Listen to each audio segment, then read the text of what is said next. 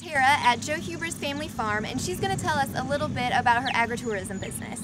So Terra, can you tell us a little bit about your farm? Of course I can, Brittany. Basically, the farm was purchased in 1926.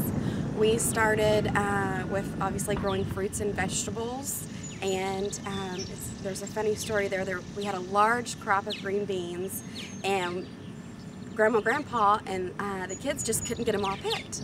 So Grandma said, hey, why don't we invite people to come out and pick their own? So that's kind of how the You Pick business got started. We were one of the first businesses to come up with that nice idea. And of course, the family thought they were crazy because it was work to them, but the customers and the people coming absolutely loved it. It was such a huge hit where they flew out and picked their own fruits and vegetables. So again, it just kind of expanded.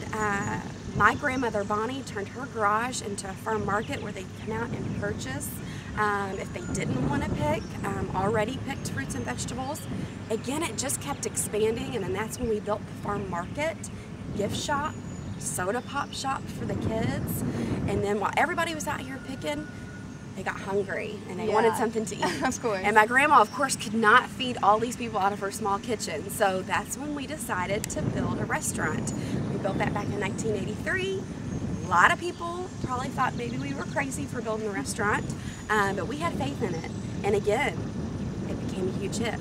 We're very blessed, and people just love to come out here. Obviously, the restaurant still today is serving some of my grandmother's homemade recipes. Everything's made from scratch. It's real food. So people come out, they just enjoy a day on the farm with their kiddos. They pick their own fruits and vegetables. They have a nice lunch or dinner in the restaurant. And that's kind of how it got started. Well, that sounds great. And for families who want to come out here, what are some of the other opportunities that you've expanded and added?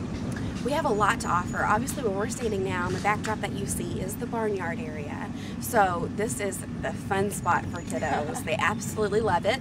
And my dad will tell you, my grandfather will tell you, you know, if you can put a smile on the child's face, you're putting a smile on the parent and the grandparent's face. And that's what it's all about, as the child. So we really try to make our agritourism or family farm really geared kind of around the kids and making it more of a family experience.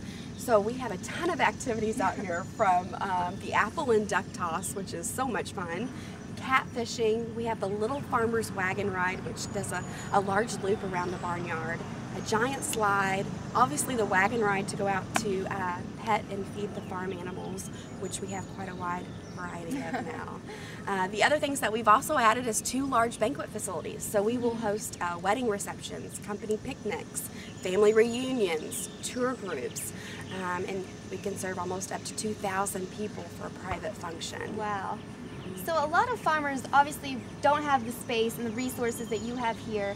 Out of all of the ventures and the activities that you've added on, what would you say is more of one of the simpler ones to run? So if you're a farmer trying to get involved in this business, just get your foot in the door, what would be a good starting activity to just kind of add on to your farm? Well, you know what, it's funny you asked this question, and I kind of quizzed the whole family because obviously I wanted to get everybody's kind of opinion on it. My father, Joe the Third, as well as my Aunt Katie, my other Aunt Kim, Beverly, everyone just kind of sat down, and the main thing, the simplest thing that I think you can do is, again, going back to the family experience, to really making it kid-friendly and all about the kiddos. So the number one thing I would think would be hay rides. They're simple. Yeah. It's a wagon, it's a trailer. Kids love it. It's something they don't get to do every day, obviously. So you get them out there, you give them a nice wagon ride out to the pumpkin patch. Again, let them pick their own pumpkin. It's awesome, it's inexpensive, and it's an easy way to get started.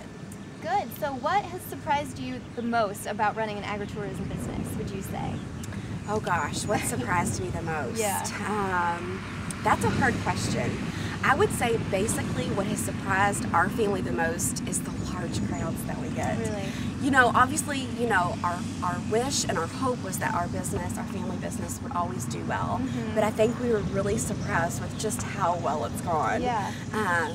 And again, the large crowds that we get here, especially in the fall, which is our most popular season with the pumpkins and the fall festivities, you know, it's just a huge hit. And, you know, just accommodating the crowds and crowds and crowds of people. people. So would you say that's been one of your biggest challenges, is actually having so many people just trying to... Yeah, it's a good problem to have, isn't it? It sounds like it. Yeah, most definitely. Okay. Which, again, it's a good problem to have. And if you could give one final piece of advice to farmers out there who are trying to start an agritourism business or even grow the tourism business that they already have, what would your advice be? Have a really, really big family.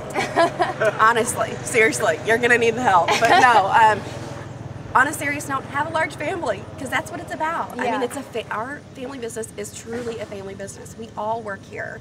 It's awesome and we love it. So have a lot of kiddos, have those kids have some kids, and there you go. All right, well thanks Terry, you've given us some great advice. You're very welcome. Thank you. Thanks.